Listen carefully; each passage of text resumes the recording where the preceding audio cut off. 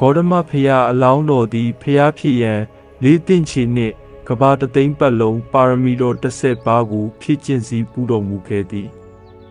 ထို့နောက်အလွန်ကျင့်နိုင်ခဲ့သောဒုက္ခရစရိယအကျင့်ကိုကျင့်ပြီးနောက်ဖရာဖြစ်သူရောက်တော်မူခဲ့သည်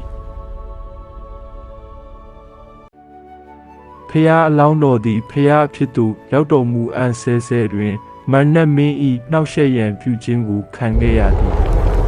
တဖန်ဖရာဖြစ်ပြီးနောက်တွင်လည်းအခြားရန်တို့၏နှောက်ယှက်ရန်ပြုခြင်းကိုခံခဲ့ရသည်မိတို့ပင်ဖြစ်စေမနတ်မင်းနှင့်တကွထိုရန်အားလုံးကိုတကူတော်ဉာဏ်တော်ပါရမီတော်စွမ်းတို့ဖြင့်အောင်မြင်သည်ကြီးသာဖြစ်သည်ထိုရန်တို့မှာ8ဦးဖြစ်သည်ယင်းတို့မှာပကတိမျက်စိဖြင့်မြင်နိုင်စွမ်းသောပြင်ပမှပုဂ္ဂိုလ်တတဝါများဖြစ်ကြသည်ထို့ကြောင့်ထိုရန်တို့အားဖျားရှင်အောင်မြင်ခြင်းကိုအပြင်အောင်ခြင်း8ပါးဟုခေါ်သည်ဗုဒ္ဓမြတ်စွာဘုရားရှင်၏မေတ္တာကရုဏာပညာတို့ဖြင့်လောကီအန္တရာယ်ရန်ဆွေများကိုအောင်မြင်တော်မူခဲ့သောအပြင်အောင်ခြင်း8ပါးကိုကြည့်ရှုလေ့လာကြပါစို့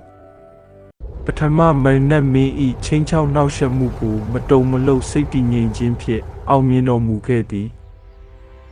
ဒုတိယအာလဝကဘလူ၏အမျက်ဒေါသနှင့်အကြမ်းဖက်မှုကိုမေတ္တာတက်ဖြင့်အောင်မြင်တော်မူခဲ့သည်